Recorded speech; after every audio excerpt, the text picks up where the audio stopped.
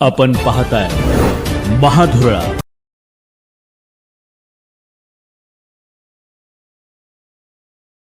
पालिकेची निवडणूक ही 2020 साली व्हायला पाहिजे होती, परंतु तब्बल 10 वर्षांनी ही निवडणूक होते। मी नेहमी म्हणतोय आता हल्ली की महापालिकेला मतदान असतंय, हे लोक विसरून गेले होते, अशी परिस्थिती या ठिकाणी झालेली होती। परंतु सुदैवानं सुप्रीम कोर्टामुळे या महापालिकेच्या निवडणुका लागल्या आणि त्या येणाऱ्या 15 तारखेला या महापालिकेची सूत्र कुणाला द्यायची हा निर्णय या कोल्हापुरातली जनता त्या ठिकाणी घेणार आहे। आणि हा निर्णय घेत असताना कसबा बोर्डा लाईन बाजार परिसरामध्ये प्रभाग क्रमांक 1 आणि प्रभाग क्रमांक 5 असे मिळून 8 उमेदवार आपल्याला निवडून द्यायचे आहेत। पूर्वी आपल्याला 6 उमेदवारांना मतदान करायचं, परंतु आता प्रभाग झाल्यामुळं प्रत्येकाला 4 मताचा अधिकार त्या ठिकाणी असणार आहे। या महापालिकेचं रणशिंग सुरू झालं त्यावेळी आम्ही कोल्हापूर कसं तुम्ही म्हणचिला तसं या भूमिकेतून जाहीरनामा केला आणि अध्यक्ष साहेब एक चांगला जाहीरनामा या महाराष्ट्रामध्ये कदाचित कुठल्याही महापालिकेचा लोकाभिमुख एवढा चांगला जाहीरनामा असणार नाही, एवढा चांगला जाहीरनामा आम्ही कोल्हापूरच्या लोकांना या ठिकाणी दिला। मग महिलांसाठी केएमटी मध्ये मोफत बसची सुविधा असू दे, मुलामुलींसाठी मोफत प्रवासाची व्यवस्था असू दे, किंवा उद्याच्या भविष्यकाळात एमपीएससी यूपीएससी करणाऱ्या मुलांना छत्रपती शिवाजी महाराज नॉलेज सेंटरच्या माध्यमातूनची सुविधा असू दे, किंवा आयटी पार्क करून इथल्या तरुणांना रोजगार देण्याचं काम असू दे, किंवा एक महानगरपालिकेचा कोल्हापूर कनेक्ट नावाचा ऍप तयार करून या कोल्हापूर शहरामध्ये फिरताना आपल्याला पार्किंग कुठं आहे हे सुद्धा मोबाईलवर आपल्याला कळेल। तिथं जाऊन तुमची मोटरसायकल गाडी लावू शकाल, किंबहुना एखादी रिक्षा पाहिजे असेल तर त्या ऍपवर तुम्ही गेला तर तुमच्या दारात रिक्षा येईल, रिक्षावाल्यांचा देखील उदरनिर्वाह या ठिकाणी होईल। अशा अनेक गोष्टी आम्ही या जाहीरनाम्याच्या माध्यमातून तुमच्या समोर आणण्याचा प्रयत्न करणार आहोत। परंतु या सगळ्या गोष्टी कधी साकारणार आहेत? ज्यावेळी काँग्रेसची सत्ता या महापालिकेमध्ये बहुमतानं येईल। या सगळ्या जनताभिमुख गोष्टी तुमच्यापर्यंत कधी पोहोचतील? ज्यावेळी काँग्रेसला स्पष्ट बहुमत या ठिकाणी मिळेल त्यावेळी या सगळ्या गोष्टी या ठिकाणी होतील।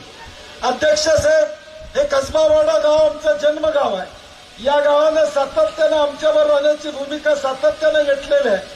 मग लोकसभा असू दे, विधानसभा असू दे, चिन्ह असो नसो, ज्यावेळी मी हाक मारतो त्यावेळी या हाकेला ओ देण्याचं काम गावकऱ्यांनी सातत्याने या ठिकाणी केलेलं।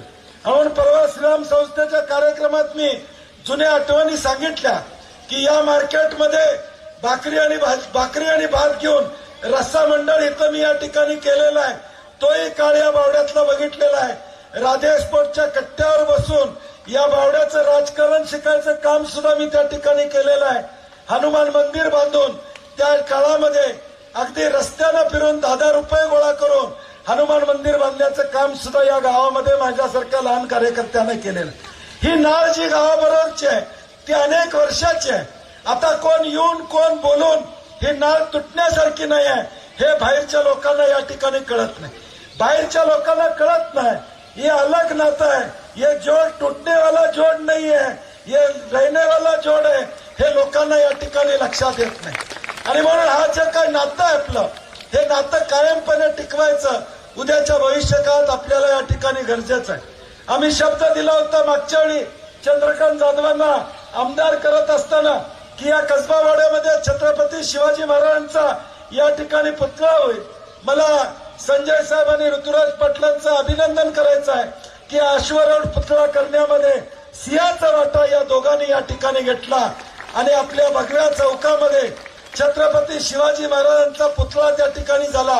त्या पुतळा समितीमध्ये काम करणाऱ्यांचं देखील कौतुक आहे। आमचं नशीब चांगलं, आम्ही छत्रपती शिवाजी महाराजांचा पुतळा संजयराव बसवला त्यामुळे विरोधकांना संभाजी महाराजांची आठवण आली, नाहीतर त्यांना काही आठवण आली नसती। आम्ही करणारच होतो, परंतु ते करतायत म्हटलं अशा गोष्टीत राजकारण करायचं नाही, म्हणून मी म्हणलं त्यांना करू द्या।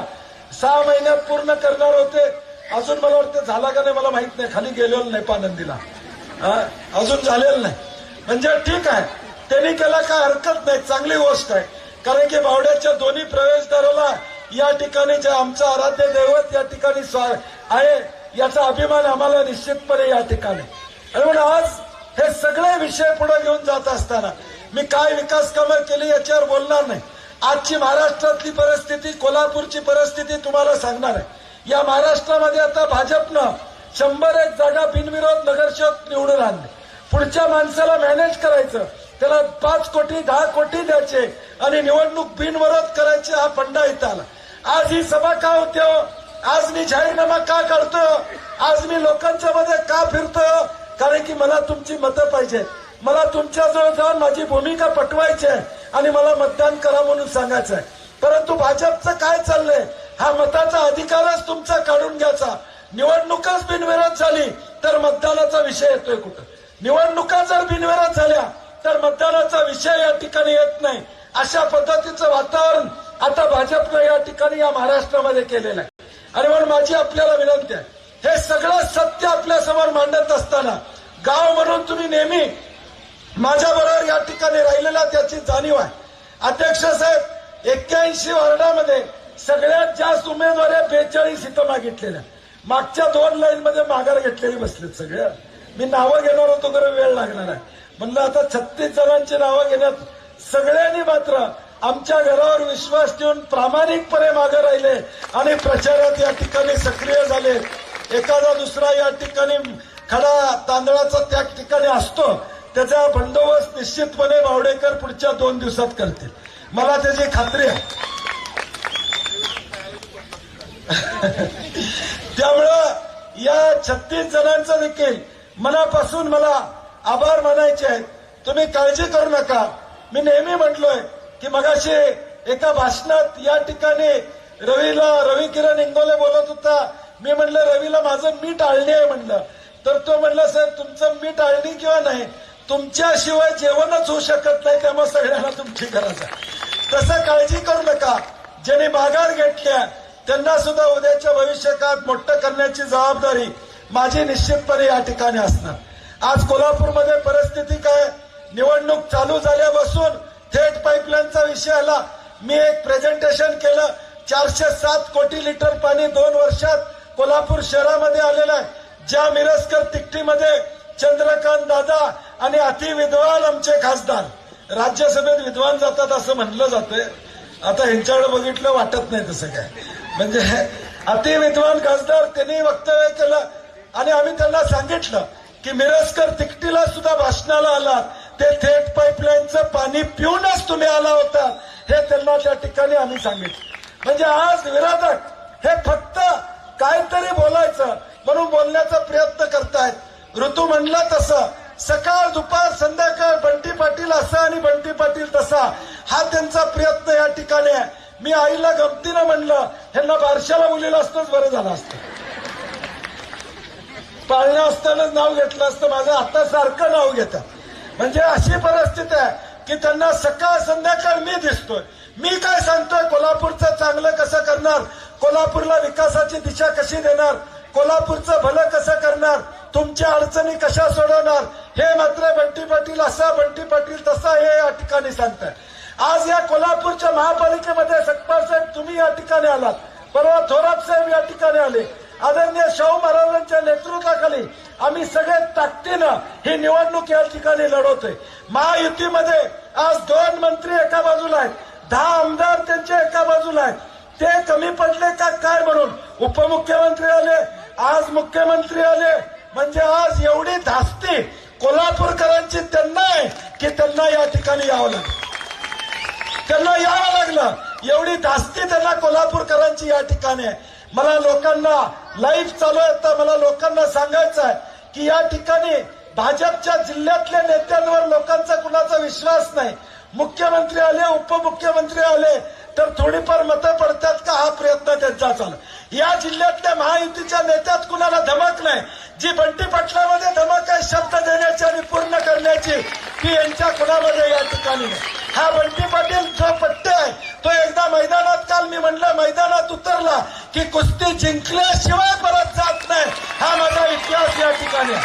आणि म्हणून मी शब्द दिलेला कोल्हापूरकरांना, मी शब्द दिला थेट पाईपलाईनचा, मी शब्द दिला आता महिलांच्या आरोग्याचा, मी शब्द दिलाय खड्डेमुक्त रस्त्याचा, मी शब्द दिलाय प्रदूषण मुक्त कोल्हापूरचा, मी शब्द दिला IT पार्क कडून मुलांना नोकऱ्या देण्याचा. हे लोक शब्द देऊ शकत नाहीत, ह्यांच्या धमक नाही म्हणून उपमुख्यमंत्री आणि मुख्यमंत्र्यांना आणावं लागतं. ह्यांच्या धमक नाही स्थानिक लोकांच्यावर, ह्यांच्यावर जनतेचा विश्वास नाहीये की हे सांगितलं आणि जनता ऐकल, एवढी यांच्यात या ठिकाणी धमक नाही. आज सगळं कोल्हापूर या ठिकाणी एकवलेलं आहे. आज ही लढाई महाराजांच्या नेतृत्वाखाली आम्ही या ठिकाणी लढतोय. भाजप महायुती विरुद्ध कोल्हापूरची जनता अशा पद्धतीची निवडणूक या ठिकाणी आलेली आहे. आणि म्हणून या 15 तारखेला आपल्याला ताकदीने लढाई करावी लागेल. मी आज कोल्हापूरमध्ये आज 81 वॉर्डामध्ये फिरतोय. काल जवळजवळ माझ्या 32 बैठका झाल्या. आज सुद्धा जवळजवळ सकाळी 8 वाजल्यापासून माझं या ठिकाणी चालू आहे. माझ्या घरातलं कोण उभारलेलं नाही, माझा पोरगा उभारलेला नाही, माझा पुतण्या उभारलेला नाही, माझी पोरगी उभारलेली नाही. माझे उभारले ते कार्यकर्ते आणि निष्ठावंत कार्यकर्ते उभारले, हे मला टाचून तुम्हाला या ठिकाणी सांगायचं. आज पायाला भिंगरी लावून मी आणि ऋतुराज पाटील आमच्या घरातल्या माणसासाठी बाहेर पडलेलो नाही, तर 81 लोकांसाठी या ठिकाणी बाहेर पडलेला आहे. जी सामान्य माणसातली कोण माणसं या ठिकाणी आहेत, जे सामान्य कुटुंबातली या ठिकाणी आहेत. राजारामपुरीमध्ये महेश कोरवी नावाचा एक कार्यकर्ता आहे, त्याच्या बायकोला तिकीट दिलं. 4ची गाडी आहे साधी त्याच्या बायकोला तिकीट देण्याचं काम काँग्रेस पक्षाने या ठिकाणी केलेलं आहे. आज माझी लढाई चालू आहे, ही बंटी पाटलासाठी चालू नाही. बंटी पाटलाला सत्ता बघितलेत, मंत्रीपद बघितले. बंटी पाटलाला 10 महापौर या महापालिकेमध्ये स्वतः नेऊन या ठिकाणी गेलेले आहेत. एक काळ असा होता की महापौर शिरोलीमध्ये ठरायचा आणि एक काळ असा आणला की महापौर अजिंक्य दरामध्ये ठरवला गेला. हा देखील इतिहास या कोल्हापूर समोर या ठिकाणी. या बावड्यामध्ये महापौर ठरवला गेला. या बावड्यामधून कोल्हापूरचा महापौर या ठिकाणी ठरवण्याची ताकद आजपर्यंत मी निर्माण केलेली आहे. आणि म्हणून मला कुणी सत्तेचं सांगू नये. सत्तेचा मुकुट बंटी पाटलाला प्यारा नाही, मला प्यारा आहे ते तुमचं प्रेम या ठिकाणी महत्वाचं आहे, तुमचा आशीर्वाद मला या ठिकाणी महत्वाचा आहे. आणि मी नेहमी सांगतो, आज जो काय बंटी पाटील ताट मानेने लढाई करतोय, प्रवाह एका बाजूला आहे, सत्ता पैसा हे सगळं एका बाजूला आहे. आज ताट मानेने लढाई करतोय ते तुमच्या जीवावर या ठिकाणी करतोय.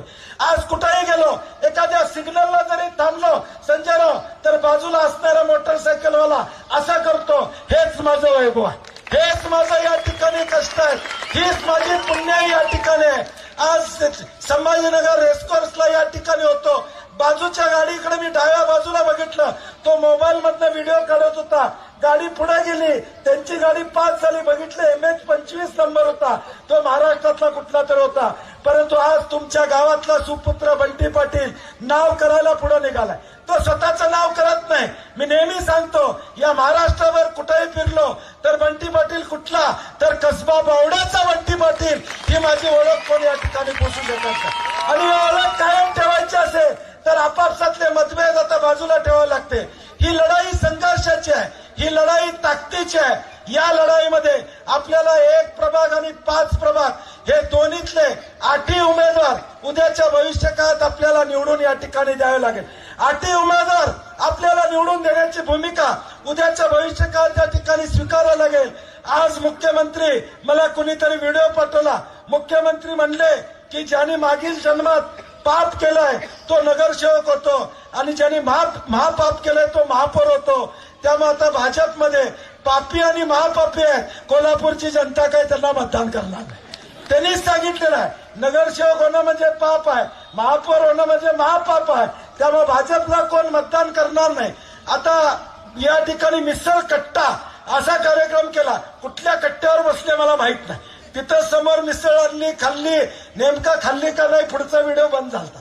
त्यामुळे आम्हाला माहित नाही. परंतु शेवटी त्यांना यावं लागलं, इथं त्यांना यावं लागलं, हे आपण लक्षात ठेवा. त्यांना यावं लागलं, फक्त बंटी पाटलाला थांबवायसाठी यावं लागलं, हे आपण या ठिकाणी लक्षात ठेवा. आणि म्हणून मी माझं भाषण संपताना संजय पवारांनी मगाशी दिवारची आठवण केली, म्हणून मी दिवारची आठवण या ठिकाणी करतो की दिवारमध्ये एक डायलॉग होता. दीवार अमिताभ बच्चन शशि कपूरला म्हणतो, मेरे पास बंगला है, गाड़ी है, तुम्हारे पास क्या है? शशी कपूर उत्तर देतो भावनिकरित्या की मेरे पास माँ है. आज महायुतीवाले या ठिकाणी म्हणतात बंटी पाटील हमारे पास सत्ता है, पैसा है, तुम्हारे पास क्या है? मैं उनको जवाब देता हूं, मेरे पास कोल्हापुर और कस्बा बावड़ा की जनता है. जय हिंद, जय महाराष्ट्र.